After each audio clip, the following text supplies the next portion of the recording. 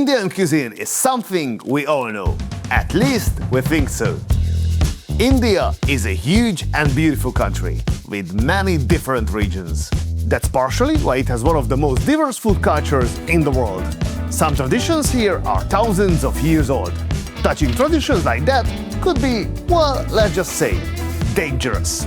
Yet, one chef decided to take that risk and create what he calls modern Indian cuisine. Today we are about to see what that actually means. If you remember, we had a competition not so long ago, the attention game, where you, dear viewers, got to decide which restaurant I should visit. My friend Erik helped us make this whole thing happen. He's a gastro consultant working with multiple restaurants. Thanks for the professional help, Erik. Now that you have done your part, it's time for me to fulfill my side of that bargain and visit the winning restaurant, Inddee.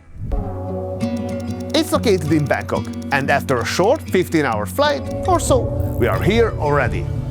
And it seems like more time has passed than I thought. When Inddee won the competition, it only had 1 star. Now look at that, there are 2 already. Seems like it won for a reason. Well, let's see. Stepping inside, we are greeted by a lot of friendly people. They are cheerful, but obviously knew I was gonna come. So this time it might feel like I'm getting special treatment. But apart from enjoying it, I am going to be that straight, as always. The interior is not for me, it's not that typical loud Indian design with all those symbols and colors. We take our seats at the kitchen counter, the best place to get a good look at everything. First of all, they welcome us with a gift, a glass of Krug. Such a nice present. This is what I call a good start. We get the menu. It looks like it's going to be a cultural journey around India. We get to choose between chicken and lamb for the main course. I love chicken, but of course, I go with the lamb. And the first bite already confirmed that, presented by the chef himself. His name is Sachin Poojary.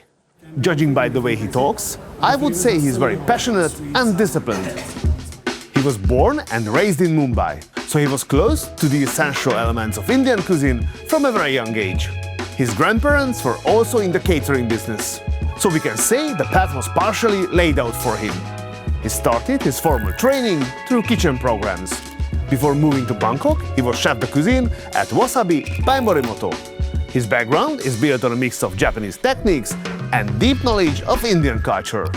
Inddee was opened in June 2023 in Bangkok. With Chef Sachin at the lead, it didn't take long to receive serious recognition.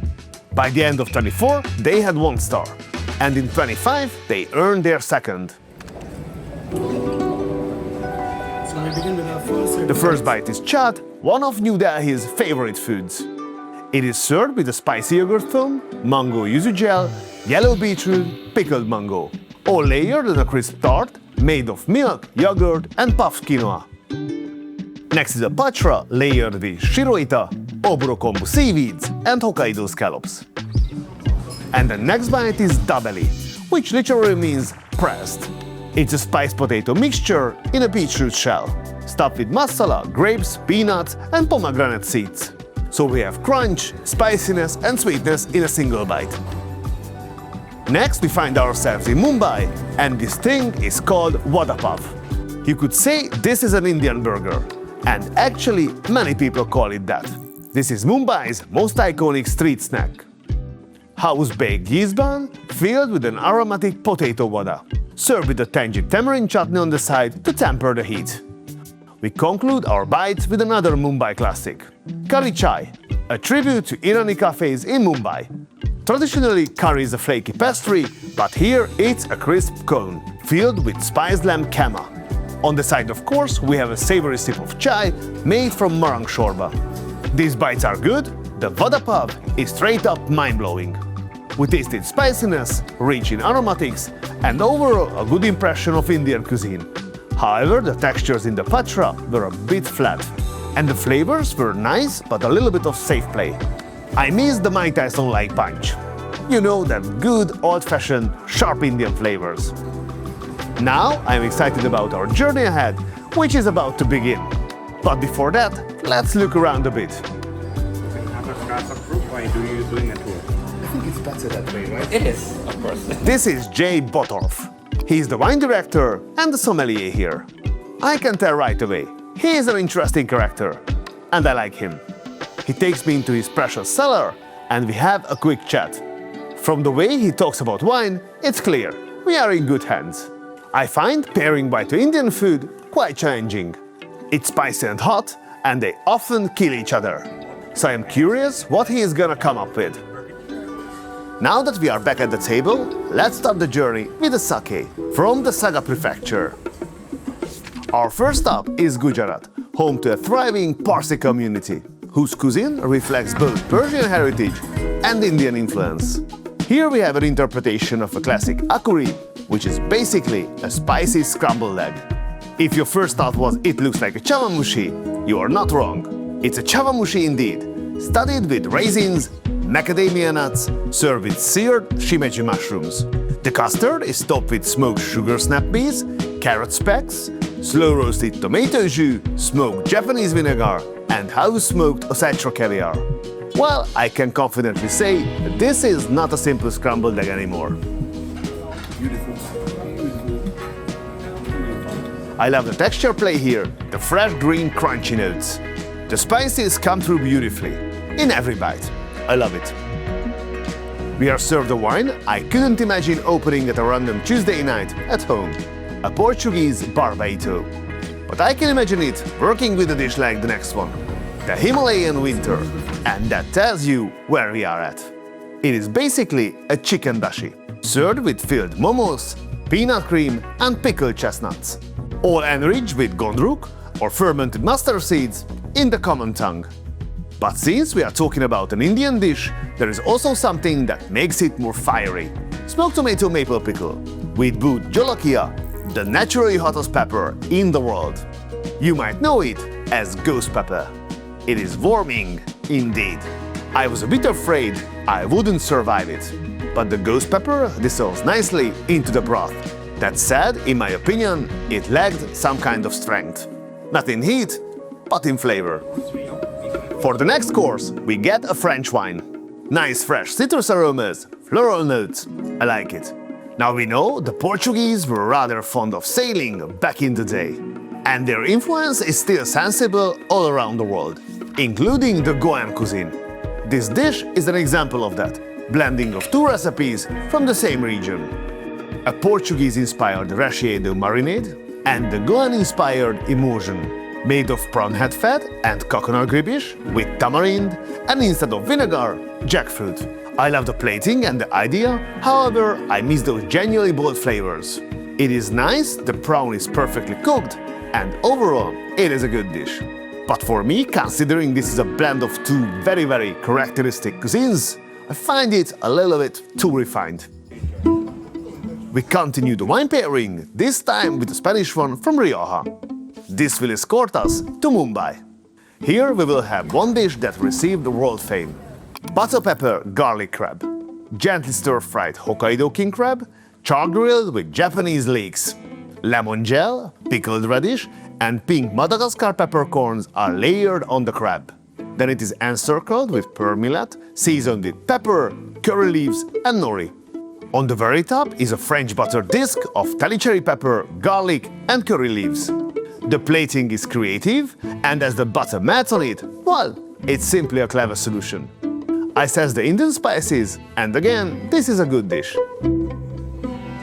With the next dish, we will have Alsace, white blend from France from 2023. Then we go to Kolkata, the cultural capital of Bengal. We will find a piece of heritage here called Kasundi, a fermented mustard paste with unusual sharpness and depth. No wonder our next dish is called Queen of Pickles. This is an Antarctic toothfish coated in a Kasundi beer blend. It is served with kosho pickle made with chilies and Gondorai lime zest and complemented with an almond foam. To bring the whole plate to life, there is a classic Bengal 5-spice blend called panchporon with a crunchy tsubu mustard vinaigrette. Beautifully cooked fish, and the flavors are magical. Yes, really, I don't know what else to say. This is a fantastic dish. I love the plate as well. It's a beautiful piece and goes very well with this dish. So this is the preparation for your last savory course. So in this flavor wheel, there are 3 cookies or the biscuits. Number 1, number 2, and number 3. You have to taste all of them and decide which one you like the best. And they will prepare the main dish using those spices. I chose the second one. Huge flavors in a small bite. Huge. The idea is really cool. I haven't seen anything like it. We went with the progressive pairing, and it will show with the next course. Instead of wine, we get a Japanese Belgian-style white ale. I am not a beer guy at all, but this is alright, and I wonder what will be the dish. Turns out it's the bread course, and it's not like we are used to. The card says, bread alone is a story of India's diversity. We have to choose from 5 options, and since we are 2, we cheat a bit. We go for the millet bread with horse mackerel and choka, and also the appam, a fermented rice pancake with tempering and vegetable stew. Every single piece was delicious and exciting. Huge flavors. This is what I was waiting for. I also got to mention that the wine pairing is simply outstanding. I mean, globally outstanding. Our next wine is a hybrid from Japan, made of red wine and Japanese plums. Then we find ourselves in Lucknow, and we're going to have something that we used to eat at the end of a long Friday night, a kebab. It's just, well, not quite the same as you see. It is perfumed with aromatic spices paired with pickled pear and cherries, and served with an ava de jus and the Inddee version of sherma, the region's saffron and cardamom bread. The bread is gently warm and crunchy. I love it. And the dish is really clever and creative. The foie gras is perfect, nicely aromatic. I love every element on the side. Playful flavors, playful structure. What I don't really like is we have these great utensils and tools, and then we get a napkin like this. A small detail, but my eye just can't go past it. We have the first Italian wine of the night, a 2022 Giovanni Montischi from Sardinia. And with that we have a lamb kurgi from Karnataka. It's made with the spice I selected earlier. The lamb was marinated in pandi curry, a local specialty, and then grilled over robatayaki charcoal. It is served with kumquat puree, grilled stem lettuce noodles, and spiced coffee sauce, inspired by Kursk coffee plantations. Great flavors here, and overall a nice main course. With that, we are done with the main courses. You know how much I love the diversity of gastronomy and hospitality, and I also love sharing it with others. I think you probably feel the same way. This is why I'm going to host a champagne dinner in London at one of my favorite restaurants in the city, the Kitchen Table. A 2 Michelin-starred tasting menu, a prestige champagne pairing, and me as your host for the evening. Save the date and let's meet on May 21st. There are only 20 tickets available. Reserve your seat at tastewithalexander.com. So before your dessert, we have this pre-dessert like a palate cleanser. Our palate cleanser is made of coconut and jasmine mousse, 2 iconic elements of South Indian festivities. It is topped with Japanese salted plum coulis, jasmine jelly and jasmine snow. I love the flavors here. The jasmine adds a lot to it. The drink, paired with our first dessert, is a Junmai sake, infused with Hokkaido yogurt and rose from Chiang Mai. And we travel back to Mumbai. So this is a Faluda-inspired dessert. Baked yogurt perfumed with Chiang Mai bishop's rose, layered with basil seeds, steeped in rose water, topped with a milk oil, and filled with 3 jars: saffron apricot, kush kiwi, and raspberry. The second dessert will be escorted by a vermouth rosé, infused with mahali roots. We conclude the journey in Kashmir, in the shadow of the Himalayas. This is where the prized Gucci mushrooms are forged each spring at the Gucci Hunt, a special event of the locals. The plate shows us a painting of the landscape. The base is a crunchy shufta with honey. Beneath is a veil of lavender milk snow. At its center, there is a honey-glazed moral, topped with creamy ghost cheese. A frozen mousse of apricot and mahali root forms the peaks of the Himalayas, while tableside clouds of lavender mist are poured into the plate. Beside it, we have a cup of kahwa, Kashmir's green tea, enhanced with saffron, almond orgeat, and Japanese sudachi. I think this is a creative dish and I appreciate the idea behind it. However, it's not for me. And last but not least, the petit fours. Staying true to the concept, the dinner ends with modern takes on traditional desserts. Let's sum up the experience.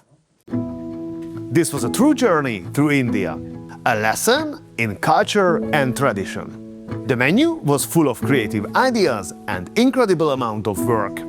It is not easy to judge how much of the original DNA remains, especially since I don't know every dish in its original form.